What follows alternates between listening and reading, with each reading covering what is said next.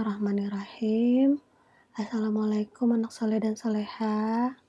Apa kabarnya kalian hari ini? Semoga kalian selalu dalam keadaan sehat, selalu dalam lindungan Allah Subhanahu wa taala. Nah, alhamdulillah bertemu kembali ya bersama Bu Rian ya pada pelajaran tematik melanjutkan pembelajaran kemarin atau melanjutkan pembelajaran sebelumnya. Nah, sebelumnya kita kan belajar di pembelajaran pertama, kedua, dan ketiga, tema 8, subtema 1. Nah, hari ini kita masuk ke tema 8, subtema 1, pembelajaran 4, 5, dan 6. Seperti biasa, sebelum kita memulai pembelajaran, kita berdoa dulu dan 3M-nya selalu Ibu Guru ingatkan ya, agar kita bisa kembali belajar bersama-sama di sekolah. Nah, kita masuk ke pembelajaran keempat.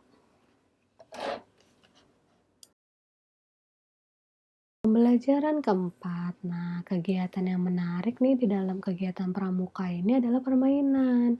Salah satu permainan yang disukai adalah permainan arung jeram. Nah, dalam permainan arung jeram, anggota kelompok dilatih untuk selalu bekerja sama. Nah, kegiatan ini juga untuk melatih kekuatan kaki. Nah, sebagai anggota pramuka ya, kita harus bersikap santun sesuai dengan salah satu janji pramuka, yaitu patriot yang sopan dan kesatria. Nah, patriot artinya pecinta atau pembela tanah air. Nah, sopan artinya selalu berperilaku, berkata, dan berpakaian sesuai aturan.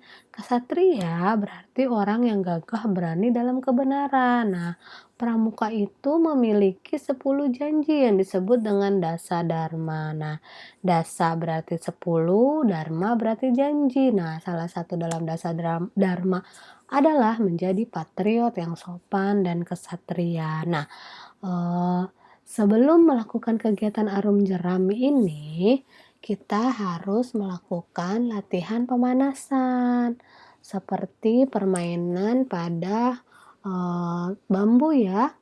Permainan lompat pada bambu itu kan kita juga harus melakukan gerakan keseimbangan sebelumnya. Nah, sekarang sebelum kita melakukan permainan arung jeram, berarti kita harus melakukan gerakan latihan pemanasan. Bagaimana gerakannya? Kita simak ya. Gerakan latihan pemanasan. Nah, gerakan latihan pemanasan yang pertama kali itu duduk dan luruskan kakimu seperti yang terlihat pada gambar pertama. Nah, yang kedua, angkat kedua kakimu secara bersamaan dapat dibantu menggunakan tangan seperti yang terlihat pada gambar di bawahnya ya. Lalu tahapan berikutnya adalah tahan posisi kaki terangkat sampai hitungan ketiga. Lalu turunkan kembali kakimu seperti yang terlihat pada gambar. Ulangi kembali kegiatan dengan waktu yang lebih lama. Yang kegiatan yang pertama, misalkan kamu menghitungnya hanya hitungan ketiga. Nah, yang kedua, kamu bisa menambahkan hitungannya menjadi hitungan kelima. Dan ini adalah gerakan latihan pemanasan. Cara bermain arung jeram. Nah, untuk cara bermain permainan ini bisa kalian simak sendiri ya nanti ya di halaman 26. Jika kita sudah kembali belajar di sekolah, bisa kita praktekkan nanti bersama-sama ya. Seperti tadi, kegiatan gerakan latihan pemanasan bisa kita langsung praktekkan jika kita sudah kembali ke sekolah ya. Karena kita belum bisa mempraktekkan bersama-sama, kalian bisa simak sendiri ya untuk cara bermain permainan arung jeram di halaman 26. Lambang negara Indonesia. Nah, kita sudah tahu ya sebelumnya di pembelajaran sebelumnya lambang negara Indonesia adalah Garuda Pancasila. Nah, pada Garuda Pancasila ini selain hanya gambar yang kita lihat hanya gambar burung, ternyata dalam burung Garuda Pancasila ini setiap gambarnya memiliki arti seperti jumlah bulu, jumlah bulu sayap, jumlah bulu yang pangkal, bawah ya, itu semua memiliki, maksud atau memiliki arti. Nah, bisa kita simak nih ya, yang pertama, eee, bulu pada sayap berjumlah 17 helai. Nah, bulu pada sayap ini berjumlah kalau kita hitung berjumlah 17 helai. Ini kita hitung semuanya ini jumlahnya 17 helai. 17 helai itu menandakan apa ya? Nah, 17 helai ini menandakan tanggal kemerdekaan Indonesia yaitu 17. Nah, tanggal kemerdekaan Indonesia kan 17 ya. Nah, selanjutnya bulu pada ekor berjumlah 8 helai. Nah, bulu pada ekor ini berjumlah 8 helai yang melambangkan bulan 8 Agustus, yaitu bulan kemerdekaan Indonesia. Nah, tadi bulu pada sayap ini berjumlah 17 helai yang melambangkan tanggal 17. Nah, untuk yang bulu pada ekor berjumlah 8 helai yang melambangkan bulan 8 atau bulan Agustus ya, itu adalah bulan kemerdekaan Indonesia. Nah, selanjutnya bulu pada pangkal ekor yang terletak di bawah perisai berjumlah 19 helai. Nah, ini nih. Ini berjumlah 19 helai. Nah, selanjutnya bulu leher berjumlah 45 helai. Nah, ini jika digabungkan melambangkan tahun kemerdekaan Indonesia yaitu 1945. Nah, 19-nya dari bulu pangkal ekor, yang 45-nya adalah bulu yang ada atau yang terletak di leher. Nah, seluruhnya menjadi tanggal dan tahun atau melambangkan tanggal dan tahun kemerdekaan, tanggal, bulan, dan tahun kemerdekaan Indonesia, yaitu kemerdekaan Indonesia di tanggal 17 Agustus 1945. Ini adalah arti ya, apa namanya, Garuda ini semuanya itu ada artinya ya tadi yang melambangkan. Dari bulunya, jumlah bulunya itu melambangkan kemerdekaan Indonesia dari sayap, ekor, pangkal ekor sampai ke leher itu melambangkan kemerdekaan Indonesia yaitu 17 Agustus 1945.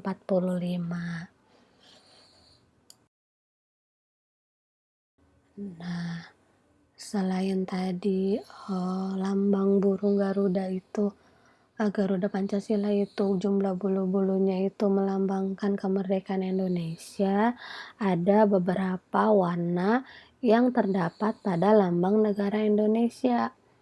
Lambang negara Garuda Pancasila. Nah, masing-masing warna tersebut memiliki arti yang tertentu. Yang pertama kita lihat warna putih. Nah, putih itu memiliki arti kesucian, kebenaran, dan kemurnian. Warna hitam memiliki arti keabadian. Warna merah memiliki arti keberanian. Warna hijau memiliki arti kesuburan dan kemakmuran. Dan warna kuning memiliki arti kebesaran, kemegahan, dan keluhuran. Nah, setiap warna pada lambang negara mempunyai arti khusus. Arti dari suatu lambang menunjukkan cita-cita dan ciri-ciri tertentu. Nah, dalam pramuka pun sama ya. Bisa kita lihat nih. Kelompok dalam pramuka siaga dinamakan barung. Nah, setiap barung itu memiliki lambang. Nah, lambang yang digunakan adalah bendera.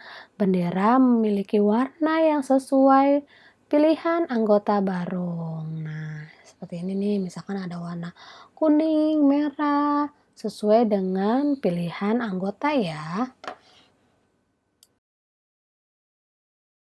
Pembelajaran kelima. Nah, anggota pramuka sering menggunakan tongkat dalam kegiatan. Nah, tongkat sangat banyak manfaatnya nih. Dapat digunakan sebagai tempat memasang bendera regu, dapat digunakan untuk membuat tiang bendera, mendirikan tenda, Nah, tongkat yang digunakan anggota pramuka terbuat dari bambu atau kayu dengan ujung tumpul. Nah, dahulu tuh para pahlawan menggunakan tongkat sebagai senjata peperangan. Pahlawan menggunakan tongkat bambu dengan ujungnya diruncingin atau dilancipin. Nah, bambu dengan ujung lancip disebut bambu runcing. Nah, ujung tongkat ada yang tumpul dan ada yang lancip.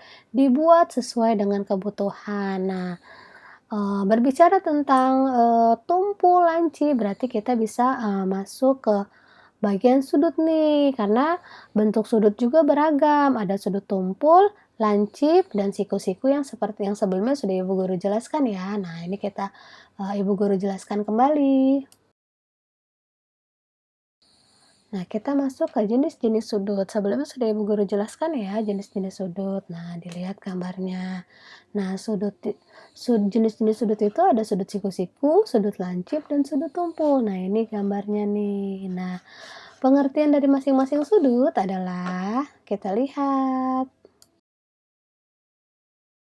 Ibu Guru ada gambar nih, ini adalah penggaris sudut ya, nanti kamu di kelas berikutnya bisa bertemu dengan materi sudut lagi dan kamu harus mempersiapkan penggaris sudut ini untuk mempermudah kamu menentukan sudut.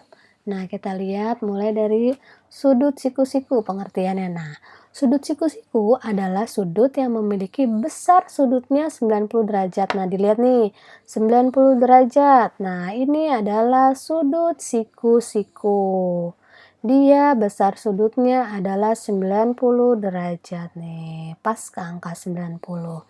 Selanjutnya, sudut lancip. Nah, sudut lancip adalah sudut yang memiliki besar sudutnya kurang dari 90 derajat. Nah, berarti kalau kita lihat di gambar, sudut lancip itu bisa di 80 derajat, 70 derajat, 60 derajat, sampai 10 derajat itu disebut sudut lancip karena ia memiliki besar sudutnya kurang dari 90. Nah, berarti tidak lebih dari 90 karena pas 90 itu adalah siku-siku. Selanjutnya sudut tumpul. Nah, sudut tumpul adalah sudut yang memiliki besar sudutnya di atas 90 derajat dan kurang dari 180 derajat. Nah, berarti kalau sudut tumpul itu, kalau kita lihat ada gambar, ini dia lebih dari 90 nih. Kurang dari 180 derajat, berarti dia sudut tumpul itu bisa pada posisi 100, 110, 120, 130, 140. Nah, sampai 170 itu disebut sudut tumpul. Nah, ingat ini ya, kalau sudut siku-siku 90 derajat, sudut lancip berarti dia di bawah 90 derajat, nah sudut tumpul dia lebih dari 90 derajat. Nah, yang terakhir adalah sudut lurus. Sudut lurus adalah sudut yang memiliki besar sudutnya tepat 180 derajat. Nah, di sini nih, garis lurus ini nih. Ini adalah sudut lurus nih. Lurus ke bawah begini dialah sudut lurus ya. Jadi, bisa kalian pahami kalau sudut siku-siku itu sudutnya pas 90 derajat seperti huruf L nih, sudut lancip di bawah 90 derajat, sudut tumpul di atas 90 derajat, dan sudut lurus itu 180 derajat. Nah, ini ada latihan soal sudut nih, kita lihat gambarnya. Tentukan macam-macam sudut pada gambar berikut. Kita lihat, yang pertama ini sudut apa nih? Sudut terlihat ya, dia sudut lancip. Yang kedua huruf L, sudut siku-siku. Nah, ini nih, berarti dia lebih dari siku-siku nih, berarti lebih dari 90 derajat. Sudut tumpul, ini udah kelihatan ya, dua ini ya adalah sudut lancip. Nah, Ibu harap jika Ibu Guru memberikan gambar, kalian sudah bisa memahami ya mana sudut lancip, siku-siku, dan tumpul. Selanjutnya di sini ada keberagaman lambang nih. Jadi lambang pramuka itu beragam, disesuaikan dengan daerahnya masing-masing. Nah, keberagaman lambang pramuka ini sesuai dengan semboyan negara kita nih, apa? Semboyan negara kita adalah Bhinneka Tunggal Ika, yang seperti pita yang dicengkram oleh, burung Garuda ya, tulisannya kan Bhinneka Tunggal Ika, berbeda-beda tetapi tetap satu. Nah, semboyan ini juga digunakan untuk menggambarkan persatuan dan kesatuan bangsa Indonesia. Bangsa Indonesia terdiri atas keberaneka-ragaman budaya. Nah, bangsa Indonesia itu memiliki banyak bahasa daerah.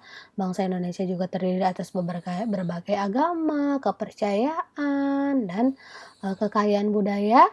Keberagaman harus disyukuri dan dipelihara. Nah, jadi keberagaman yang dimiliki Indonesia itu adalah kekayaan kebudayaan. Nah, keberagamannya harus kita syukuri dan pelihara.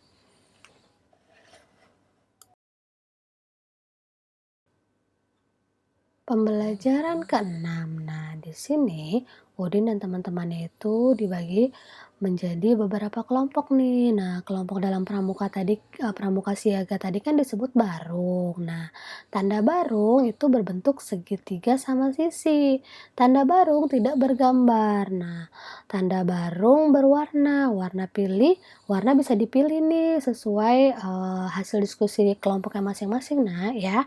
Nah, setiap warna itu memiliki arti. Nah, nama barung merupakan sifat-sifat yang baik. Nah, sifat baik akan ditiru oleh anggota barung tersebut. Nah, di sini kita bisa lihat nih gambarnya nih. Ya, tanda barungnya merah. Bisa kalian lihat nanti di halaman 44 ya anak-anak.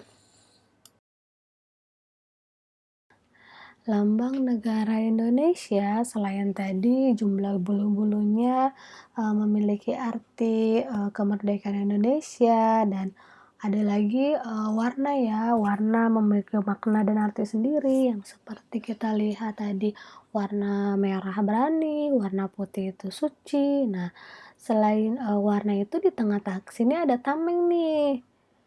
Pusat jantung, apa namanya nih, Garuda Pancasila ini ada sebuah tameng, dan tamengnya ini berisi, tentang lambang Pancasila.